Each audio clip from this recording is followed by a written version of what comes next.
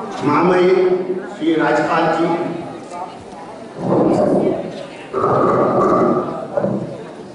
श्री महेश कुमार गुप्ता, मंदाई लखनऊ, देवियों, सज्जनों एवं पत्रकार बंधु, आज हम सभी उत्तर प्रदेश में मतदाता दिवस मनाने के लिए एकत्रित हुए हैं। वास्तव में मतदाता तथा मतदान प्रजातंत्र की आत्मा है और एक मजबूत प्रजातंत्र की स्थापना तभी संभव है जबकि प्रत्येक मतदाता को शांतिपूर्वक, निष्पक्ष एवं पारदर्शी मतदान करने का अवसर प्राप्त हो। इसी उद्देश्य से संविधान के अंतर्गत भारतीय निर्वाचन आयोग तथा राज्य निर्वाचन आयोग की स्थापना की गई है। किसी भी समाज, देश में जो प्रजातंत्र है उसकी मूल भावना यही है कि मतदान में अधिक से अधिक मतदाता भाग लें। यदि आप कल्पना कीजिए कि यदि 40, 45 या 50% मतदान होता है तो हम सोचते हैं 40, 45, 50% लोगों ने वोट डाला, लेकिन आप इसे इस तरीके से देखिए कि 50%, 60% या 40-45% लोगों ने वोट नहीं डाला। यह अच्छी स्थिति नहीं है। जनरली जब इस पर चर्चा होती है तो आमतौर से ये कहा जाता है कि वोटिंग इज आवर राइट।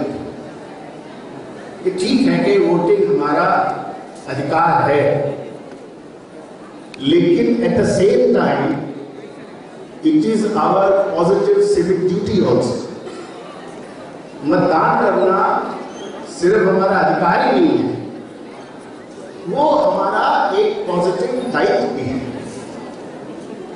और अगर हम मतदान नहीं करते हैं तो हम अपने उस दायित्व का निर्वहन नहीं कर रहे। ये भी कहा जाता है कि साहब मतदान इसलिए नहीं हो रहा है कि लोग डिससेटिस्फाइड हैं या पॉलिटिकल सिस्टम में उनका फेथ नहीं है या उन्हें लगता है कि हमारे मतदान करने से क्या होगा। तो अगर आप प्रोटेस्ट भी करना चाहते हैं तब भी अगर आप मतदान करने जाएं और वहाँ नोटा का इस्तेमाल करें या आप अपना बैलेट पेपर जो है वो ऐसे ही दे दें, तो ये पॉजिटिव प्रोटेस्ट होगा। ये पैसिव प्रोटेस्ट नहीं होगा, एक्टिव प्रोटेस्ट होगा और एक अच्छी चीज होगी।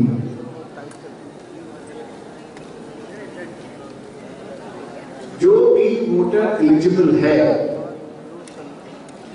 आयोग चाहे वो भारतीय निर्वाचन आयोग हो चाहे राज्य निर्वाचन आयोग हो, वो तो व्यवस्था करते ही हैं कि वोटर रजिस्ट्रेशन हो, लेकिन जो एलिजिबल वोटर है उसका भी ये दायित्व है कि वो अपने आप को एज वोटर रजिस्टर कराए। मैंने ऐसे बहुत सारे केसेस देखे हैं, बड़े पढ़े लिखे लोग हैं, मल्टीनेशनल्स में काम कर रहे हैं और 4, 5, 6 साल से काम कर रहे हैं, लेकिन वोटर आईडी नहीं, वोट ही नहीं रजिस्टर कराया। उनसे बात करिए, हर इशू पे बात करिए, हर इशू पर अपना व्यू देंगे, लेकिन वोटर आईडी नहीं बनवाया है, वोटर रजिस्ट्रेशन नहीं कराया है, वोट डालने नहीं जाते। तो ये चीज जरा देखने की है कि इसका कहीं ना कहीं हमें समाधान निकालना पड़ेगा, इस पर चिंतन करना पड़ेगा। राज्य निर्वाचन आयोग ने काफी स्टेप्स लिए हैं जिससे कि जो कम्युनिटी पार्टिसिपेशन है वो बढ़े। जैसे हमारी वेबसाइट है तो वेबसाइट पर हमने एक इलेक्शन लाइव मॉड्यूल डाला है। ये इलेक्शन लाइव मॉड्यूल जो है इसमें आप देखेंगे कि चाहे जनरल इलेक्शन हो चाहे बाई इलेक्शन, वेबसाइट पर लाइव, यानी उदाहरण के तौर पर जैसे आज नामांकन हुआ है तो जितने लोगों ने नामांकन किया है वो आपको वेबसाइट पर लाइव दिखाई देगा। जो रिजल्ट्स आएंगे वो वेबसाइट पर लाइव दिखाई देगा। तो हमने एक इलेक्शन लाइव मॉड्यूल अपने वेबसाइट पे डाला है। GIS मैपिंग कराएंगे। GIS मैपिंग से आप अपने मोबाइल पर, अपने लैपटॉप पर या अपनी कार में भी आप चल रहे हैं तो जो आपका पोलिंग स्टेशन है उसका जो डेस्टिनेशन है वहां तक आप आसानी से पहुंच सकते हैं। ये सुविधा भी हमने अपने स्टेट इलेक्शन कमीशन में प्रोवाइड की है।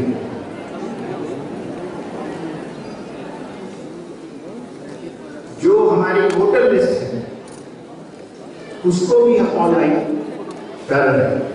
इसके लिए जितनी भी टेक्निकल आवश्यकता है वो सब कार्य कर लिया गया है और 2015 का जो पंचायत का सामान्य निर्वाचन होगा उसमें हमारी जो वोटर लिस्ट है वो ऑनलाइन है।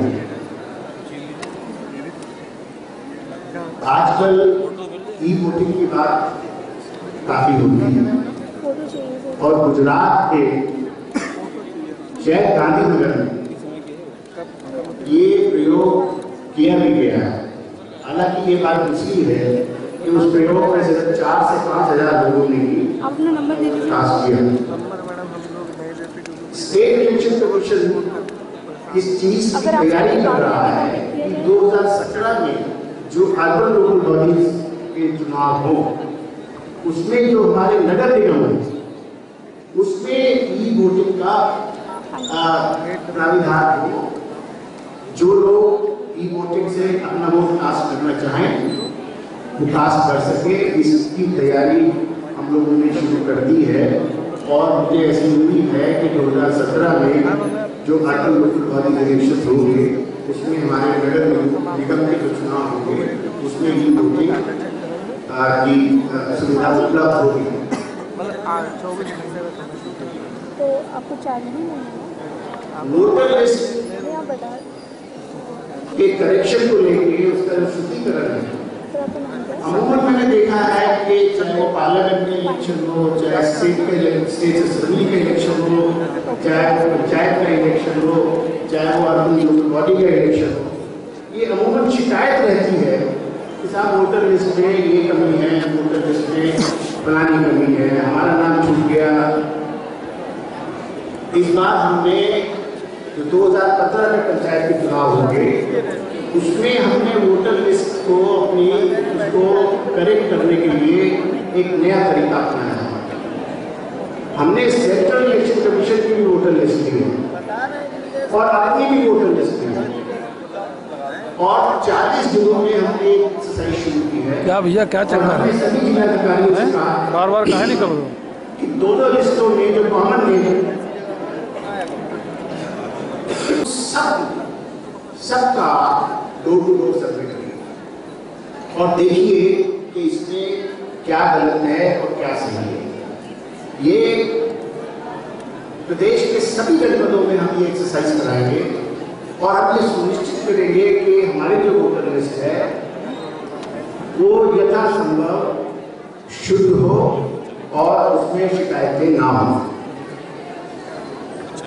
बहुत बड़ा प्रदेश है, आपको शायद ये कल्पना नहीं होगी कि जो हमारे पंचायत के इलेक्शन होते हैं उसमें लगभग 8 लाख पदों पर चुनाव होता है।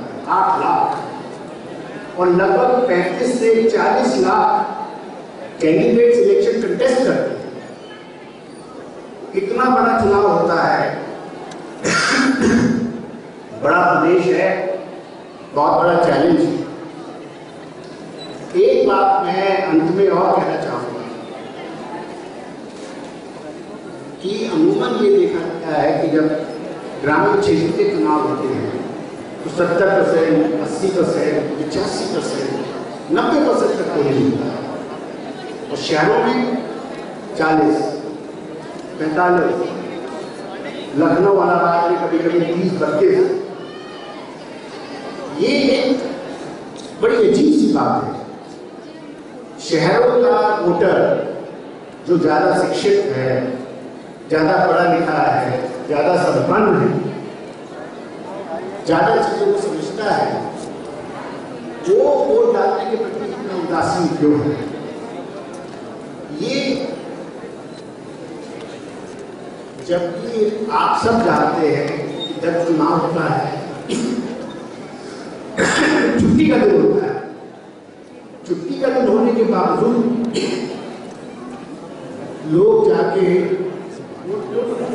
सिर्फ वोट डालते हैं।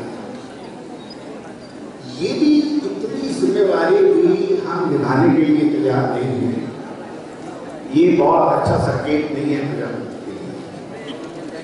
मेरा ये निवेदन है कि हम अपने वोट को अधिकार के रूप में ना देखकर उसे एक सिविक पॉजिटिव सिविक ड्यूटी के रूप में देखें और सभी जो वोटर है वो जाके वोट डालें।